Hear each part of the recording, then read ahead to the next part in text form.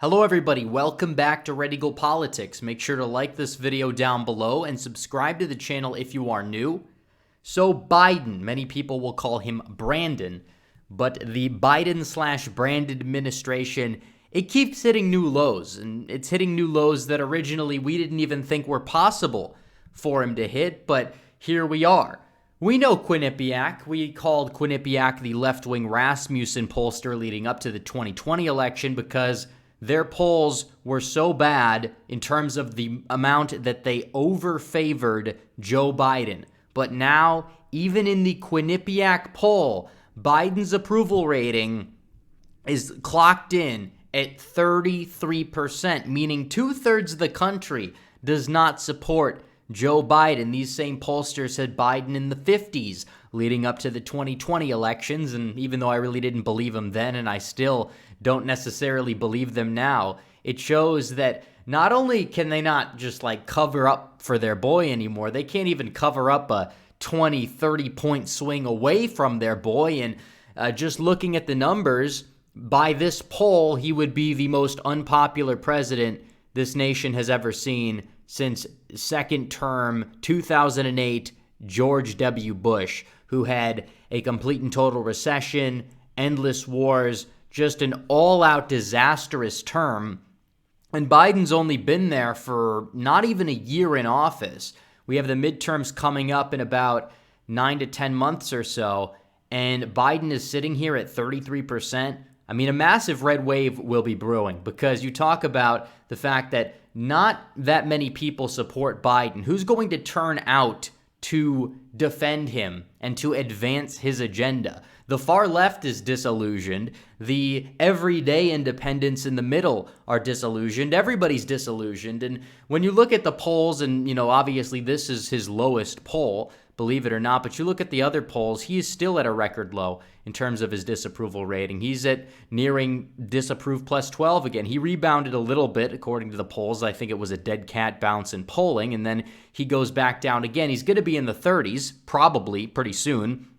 By the time the midterms come around, he'll be 5 to 10 points underperforming where Trump was in 2018 when Democrats had a D+8 midterm year or so. Republicans are in for massive, massive gains. You look at Rasmussen -20, Quinnipiac -19. I mean, some polls are a little older, that just take adults into account that have a bunch of undecided voters. All of them probably disapprove of Joe Biden as well, and that needs to be taken into account. But I want to look inside of this poll. I want to analyze it a little bit further in this video, but I do have to tell you guys, make sure you guys sign up for redeaglepolitics.com if you haven't signed up yet. It's awesome. We're going on 150 members. You get the Discord server, which is very active. You get all these exclusive full-length videos. You get exclusive interviews and posts on the newsletter. So make sure you sign up. It's just 16 cents a day. It's worth it. We got merchandise that's going to be coming probably within a couple of months or so as well. So stay tuned for that. But I wanted to look at the crosstabs within this poll because it's very interesting. Looking at it, Biden is at 33% approval. Literally awful.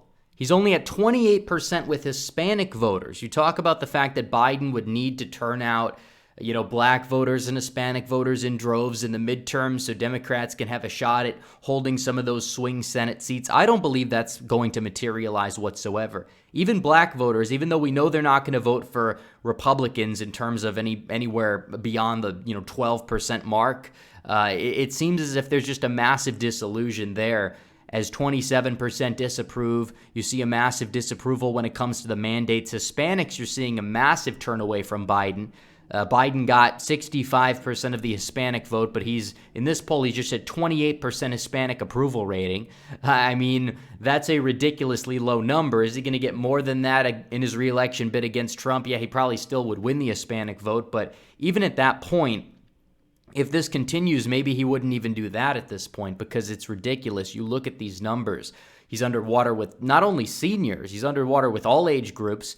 In particularly those 18 to 34, he's underwater. Obviously, maybe you could say that even though they may not necessarily like Trump, they just can't relate to Biden, and they probably wouldn't turn out in the midterms because young voters typically don't turn out in the midterms, and those that will probably are going to turn out against Joe Biden. But independence is another telling thing, where he's at 25% with independents. Those voters that can switch on a whim, who likely voted for Trump in 2016, and the very slim number of them who may have broken from Trump in 2020, it seems as if they may come back and then add voters to that column in 2024 at this rate. I mean, it's impressive. Even among white college-educated voters, which is the only group that he's close to a plurality with, apparently, besides black voters, he's underwater there. And that's a group where Republicans have hemorrhaged support in recent years. But when it comes to white working-class voters, he's at 24% approval. Honestly, I think it's probably lower than that at this point. And you look at the mileage tax, and you look at all of these recent developments regarding Joe Biden and just the attack on rural communities. Gas prices is that's more of an attack on rural communities than anything else. I think it's very telling. Also, we talk about why is his approval rating so low. A lot of people said it was Afghanistan, and the election mafia said that Afghanistan would go away and Biden's approval rating would go up, and they're just coping because, I agree, it was a symbolic measure that kind of caused Biden's approval rating to drop, but it went up a little bit after that, and it keeps going down because it's the economy. People are fed up with Biden. They are fed up with the fact that he is beholden to these special interests, the fact that he puts every other country before us on the world stage, partially because he can be so easily controlled. And they look at Afghanistan, and it's more of just the way he got out of there more than anything. Obviously, I think everybody wanted to leave, but the way he got out really showcased his incompetence and lack of leadership, and that's really affecting his approval rating as well. Beyond that point, the economy is another big thing, and that arguably is the biggest thing. Biden said he would fix the virus, would be gone. I think that he kind of, in a way, coerced a lot of people into voting, gaslighted a lot of people into supporting him at, back in the 2020 election, but they're not buying it anymore. More virus deaths in 2021 than 2020, and that's with the jab, supposedly, right? So that should tell you everything you need to know about Biden and his, ability to get rid of it. In fact, it's worse than ever. The mandates continue. Everybody's fed up. The virus is not a winning issue for Biden. His approval rating is underwater when it comes to that. It's underwater when it comes to the economy. It's underwater when it comes to foreign policy. It's underwater when it comes to everything. And this is the grand opportunity for Republicans to actually lead an authentic conservative revolution and elect some solid people in the midterms. We'll see how many of those solid people get in office, but we know quite a few are running. But beyond that point, one more thing I wanted to touch on regarding this Quinnipiac poll, because people are going to be saying, well, it's an outlier. It's really not an outlier. In fact, a lot of the other polls in the aggregate are kind of old, but it's not an outlier. And this is a pollster where Nate Plastic gives it an A-. You look at the polls in 2020. One of their last national poll had Biden winning by 11 in the popular vote, and it was off by like 7 points.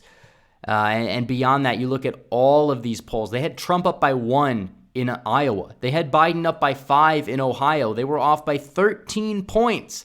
That should tell you everything you need to know. They had Texas as even in their final Texas poll. They're not a good pollster. I don't even know why Nate Plastic gives them an A-, but they're always off in one direction. This time, they're actually showing Biden's approval at 33. I mean, by the logic of how often they are off, you could even say his approval rating could be in the 20s according to this poll.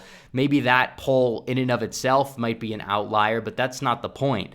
All right, the point is their supposedly favorite poll for Biden, one of his favorite polls, it had him in the 60s or somewhere up there at the beginning of his tenure, back when his approval rating was supposedly 58 or 56%, which I don't believe that it was. But it's just funny to see the tides have turned and Republicans have an opportunity, but they usually drop the ball. So hopefully they don't drop the ball this time. But either way, this poll's embarrassing for Joe Biden. But anyways, guys, thanks for watching this video. Please like this video down below, comment down below, subscribe to the channel, hit the bell for notifications so you never miss another video. Follow me on social media. The links are all in the description down below. Join the website, redeaglepolitics.com. Link is in the pinned comment. You get all those exclusive benefits and more. So as always, guys, thanks for watching. Red Eagle out.